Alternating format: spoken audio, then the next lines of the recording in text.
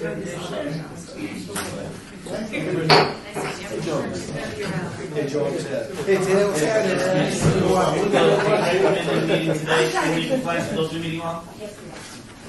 we'll move to the first line item of business.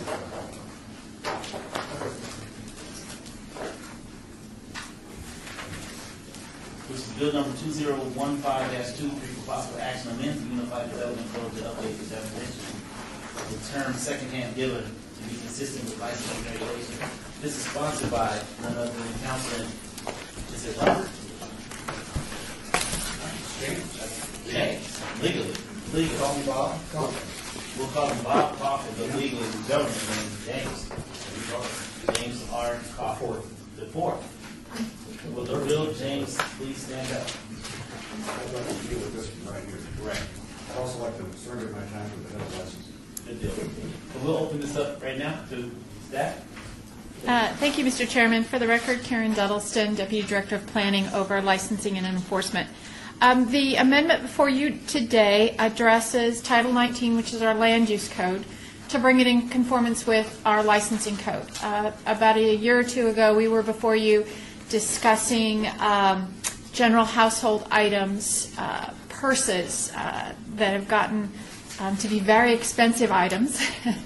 And those items such as infant furniture, apparel, those sorts of things. We have a lot of new businesses opening up that are basically retail. However, they're selling used items. And we caught a lot of those items in our secondhand code. So we rewrote the definition of secondhand to make sure that it did not include infant items, so we could have infant exchange, just where parents would take their gently used baby items, be able to upgrade to the toddler stage, leave their younger ones for the next generation, and have those not be considered secondhand where they required specialized land use and specialized licensing. We are now back before you to discuss the land use side. What we have is a lot of folks coming in, and once they explain to planning what they're doing, they have to have a special use permit for those locations. We fixed that code over the years to make sure there's no outside storage, so we're not talking about a place that has drop-offs and those sorts of things and is storing things in their parking lot. So what this does is excludes general household items, which are tea towels, tablecloths, those sorts of things, infant and child items, wearing apparel, and specified liquid waste. This is the cooking oils that are collected by several companies in town from our restaurants to recycle, is to make sure that didn't get caught. And then we have one suggested amendment to that, and I'm sure the city attorney will go over in detail, and that is to introduce the concept of related items to collectibles. We have, for example, a shop on Las Vegas Boulevard that sells vinyl records, and they want to be able to refurbish turntables to be able to be sold at that location. Secondhand is not allowed on Las Vegas Boulevard. Or no, it's on Fremont. On Fremont. Or Las Vegas Boulevard. Or Las Vegas Boulevard. We'd like to be able to expand that definition, so if it's a directly related item to those vinyl records, for example, that they would be able to be sold there. And I'm sure the city attorney would go into more detail on that. The questions I have before the city attorney jumps in is, one, I received a call a few months back from Michael Mack, who I understand his new facility inside of the container park, and he was unable to sell, I guess, gently used purses and items which did not comply with the city's code. Is that a part of that's exactly one of those items that we're talking about. Where on licensing, we consider that retail. They're purses as far as licensing is concerned. However, because they are gently used, they get caught on the land use side where they should probably be considered general retail. The question is, what is general retail? Purses, household items, clothing, apparel, those sorts of things, versus what is truly secondhand. And if we go back through the state and what Metro's concerns are. Metro's concerns for secondhand are those things that are identifiable. They have a serial number on them. They're electronics. They're highly susceptible to theft where they're moving through some of these places. So it's trying to figure out exactly what that definition is. And as times change, we're seeing our retail establishments change. We see people bringing in end tables, coffee tables, and taking them apart, putting doorknobs all over them. So they're actually pieces of art that you hang on the wall. But those doorknobs are secondhand. Is that really what we mean by secondhand? And is that a concern to Metro? Is that a concern to us? Is that a land use concern? So we're trying to move our ordinances into what's happening today on a lot of those things. And secondly, guns stick out for me as well. Is it something that was added, or where does this gun come into play as it relates to secondhand? Because I know that a number of pawn shops have requested guns to be sold out of their pawn shops. And so how does this relate to this new ordinance, and why is it here? There's two different items on guns. There's long guns, which we do not regulate. So they are considered sporting goods equipments. Right. Then there's pistols or handguns, Right. which are regulated through a pistol permit. Right. So This does not affect the pistol permit. You still would have to get a pistol permit if you were going to sell handguns at any location. okay, so the guns that you have here basically are covering both the handgun and the long, as far as the rifles. You just have guns. This is existing one. This is existing. Right, that is in the category of a secondhand dealer. Yes, if you're selling used guns of any type, you would be considered a secondhand dealer, and we're leaving that in. Those are one of those items that both Metro and licensing have concerns about, and want to make sure we are regulating that industry. Anybody that is selling paintings, jewelry, cutlery, so knives, those sorts of things, in a secondhand capacity would still be a secondhand dealer. They would be subject to privilege licensing. They would be subject to land use. You would see both the location for consideration on whether it's appropriate at that location, and you would see the individual operators and make sure they are appropriate. So an entity such as Goodwill will have the ability to sell weapons, as far as rifles as well as handguns, under this ordinance. Goodwill is a thrift store, shop. and that's regulated under a separate land use category. So are you And a saying separate licensing. They're not a secondhand facility? They are not a secondhand facility. They are regulated under the thrift shop. Doug Rankin, for the record. So thrift shop and secondhand are two different. Land use categories, that's correct. Correct. So a consignment facility would be considered what? Secondhand dealer. Once again, a secondhand dealer in land use is differentiated from a thrift shop. A secondhand dealer tends to operate in one type of secondhand good, furniture, appliances. Because I have a number of consignments, for example, in my area. And under this ordinance, as I read it, they would have the opportunity now to come in and sell guns out of a consignment store. Not without proper approvals. As a secondhand dealer, you would be a secondhand gun dealer specifically for land use purposes. If you were a consignment store, I don't know if you would fall under that category, because consignment stores traditionally sell furniture.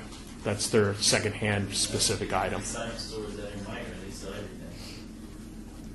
everything. The ones that we see through licensing sell apparel. A lot of them sell purses, those sorts of things. They have apparel, they have furniture, Right. they have lighting, If- they have flooring, If they are taking in and selling any guns from those locations, they would need both land use and they would need a privileged license from you. If they are selling handguns, in addition to that, they would need a pistol permit that's approved by the sheriff and the city council. Okay, so it's And a that's not different changing. It's an additional step. For anybody that sells knives, that sells guns, that sells precious gems, that sells gold and silver, any of those sorts of items need both land use approval for the location and approval of the operators through privilege licensing. Because I know just recently this year, we had someone come before the council wanting sell guns out of the swap meet. Correct. So how does this play into That is that area? that is a separate ordinance, and it remains intact. It's not affected by this. All we're trying to do with this is take out of the definition of secondhand apparel related items to collectibles, such as recording equipment and infant items, such as cribs, strollers, those sorts of things, would be removed from the definition of secondhand, and they would not have to get specialized land use to resell baby items or children's clothing or adult clothing, purses, those sorts of things that are not identifiable. But all of those identifiable things, including jewelry, cutlery, guns, precious stones, semi-precious stones, scrap metals, all of those things remain as they are. Okay, what about used vehicles? Used vehicles is both regulated at the state level, and they are a separate class of secondhand. Only on a used car lot or both new and used? Because I know this was a concern in Ward 6 in relation to the master plan that exists, where used vehicles can't be sold within that jurisdiction to include in conjunction with the new car sales. In town center, the town center land use master plan, you cannot have a standalone used car lot in town center. Only used cars can be sold in conjunction with a new car dealership, where you must obtain a new car dealer license, including the certificate from a car dealer manufacturer. So there's no standalone used car lots. In town center, there is not. And once again, used cars and new cars are two different categories of land use. They have different requirements. Used car dealers, standalone used car dealers require a special use permit. New car dealers also, but they're two different categories. They're not the same. But a new car dealership can sell used cars. Okay. Those are my questions. Thank you. Now, this bill is not intended to weaken any of the areas. It does not weaken any of those areas where we've always had concerns, from neighbors or from our land use perspective as to what looks good and what looks bad. In an area which can bring danger to it. This won't do any of those things. There are a couple of cases where the state law precludes our authority. So, for example, I started this about a year ago.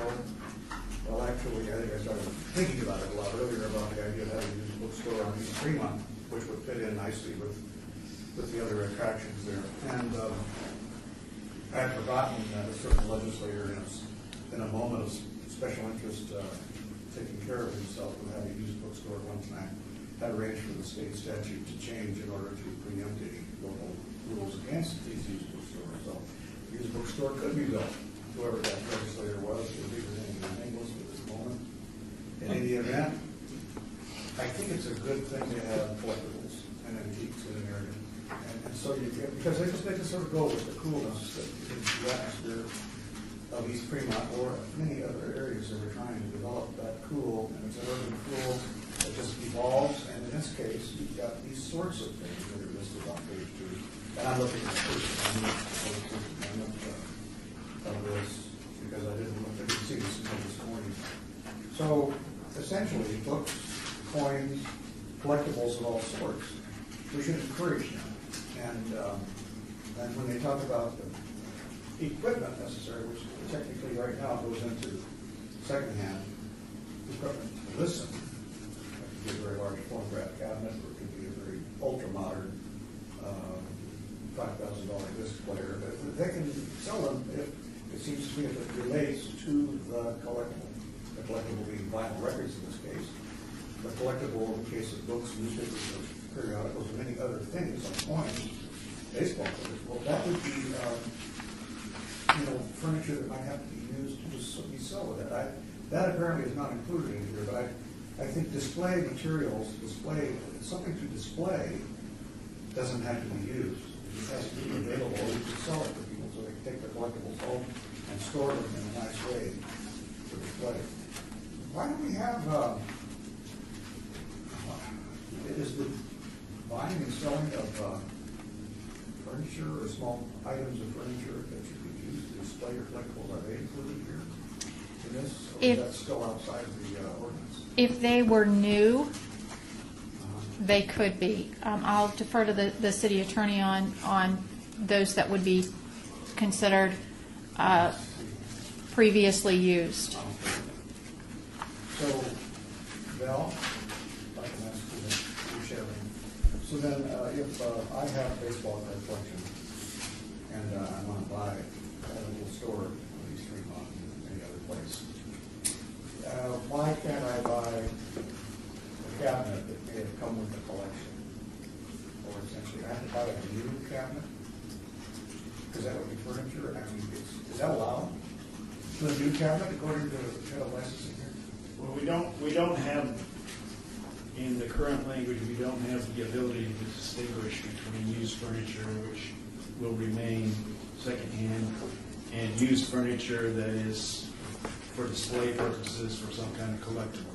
We'd have to fight through and figure out how to do that in some language that would distinguish between commonplace, I will call commonplace used furniture, and furniture that's part of a display. So a person could sell a new display cabinet made specifically for the display or storage and safekeeping of a collectible item. I think They so, could do because that. new furniture is not subject to the second-hand rules. New furniture is treated as any other retail. But in the cool tradition here, we're calling it cool, a lot of old stuff is good for that. It's made that, the old curved glass cabinets you can't afford these days. I have no argument with I had to know that. Just thinking, but then that wouldn't be allowed. Yeah. We'd have to figure some language out to address that. Gotta figure out that language before we move this bill, because we need another bill if we have to do that. I think we probably could. Well, Are you moving to date? well, I'm not sure I move to obey or move to amend and pass. It depends on how complicated that is and whether or not you folks think that's doable.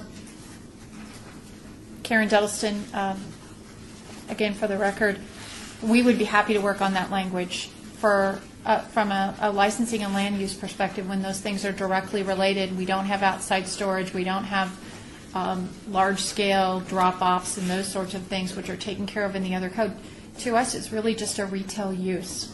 So Okay, those so folks that are we say- refurbishing furniture and selling it as a new end table or a new table, even though it's made up of used parts, to us, that is retail. I just want to make sure we have the ability to assert a person in a business. I'm not going into business, I don't have that interest now. If the people would be able to sell with that used or antique or whatever, secondhand, if you will, furniture that theoretically is strictly for the display, use, storage, safety, whatever, of the item that they are accompanying. I think that would be. But again, if you feel like a couple of weeks delay is appropriate to write the language, is 2 weeks or 30 days?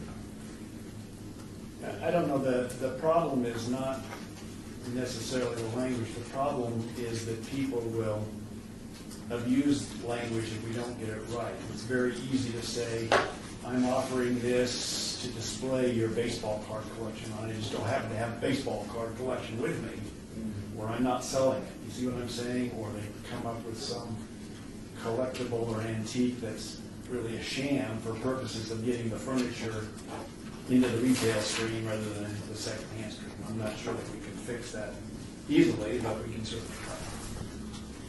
How about mine? Yeah. I think that's carefully mine. Motion. Move to obey this. Allow me to open up. Is there anyone from the public to speak at this time? Please come forward and participate. Seeing none, motion.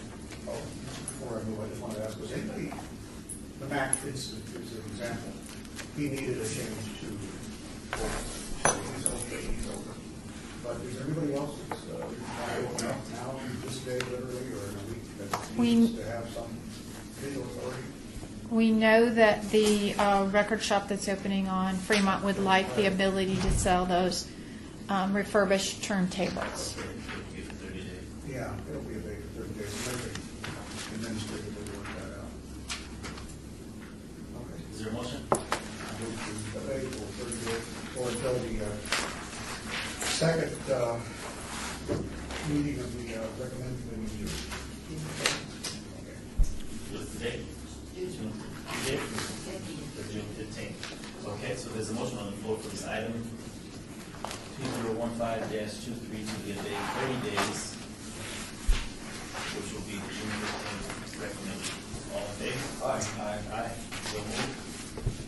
We're now down to bill number 2015-24 for possible action on Maine's Lone Mountain Master Development Plan and Design Standards to provide clarification regarding the treatment of certain commercial uses, as well as consistency with Title 19. This is proposed by Tom Caragos, Acting Director of Planning Staff.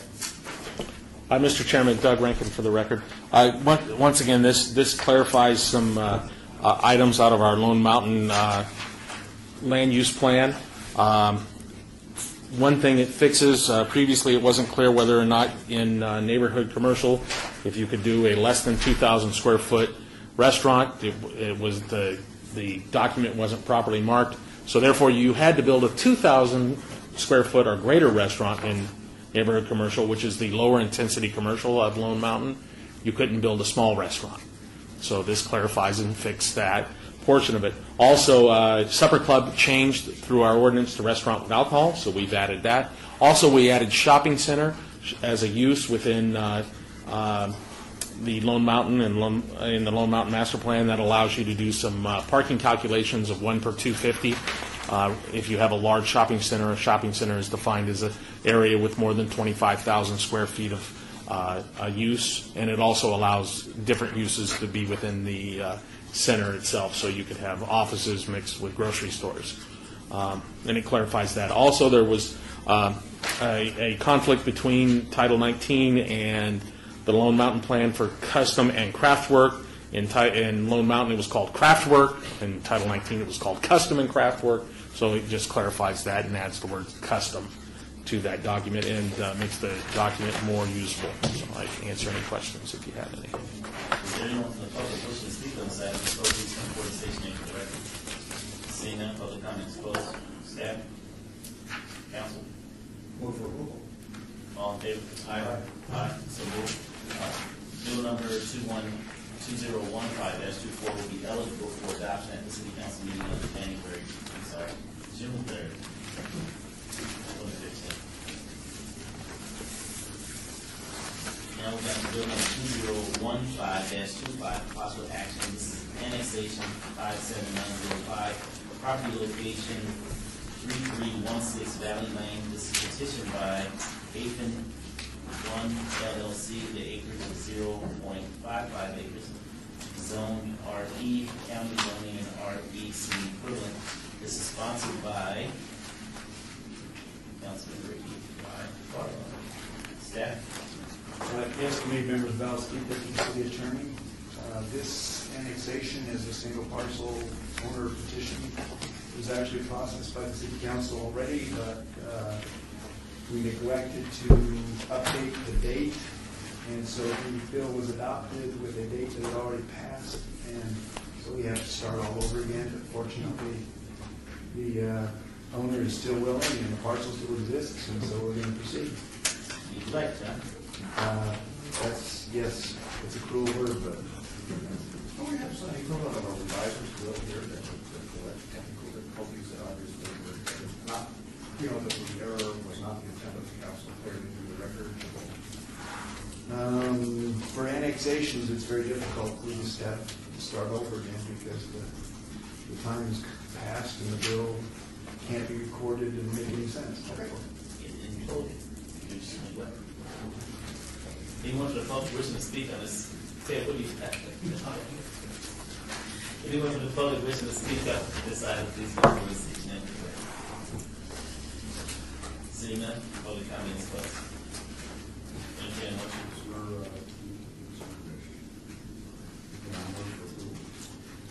Motion for approval, all in favor? Aye. Aye, so moved. Bill number 2015-25 will be eligible for adoption at the City Council meeting May 20th, 2015. We're now down to citizens' participation. Public comment during this portion of the event must be limited to matters within the jurisdiction of the committee. No subject may be acted upon by the committee unless there's seconds on the agenda. Is there anyone wishing to speak in public comment? Seeing none, public comment is closed. I entertain a motion to close. All in favor? Aye. So moved. Thank you all so very much. Guys, why are we here? Ted.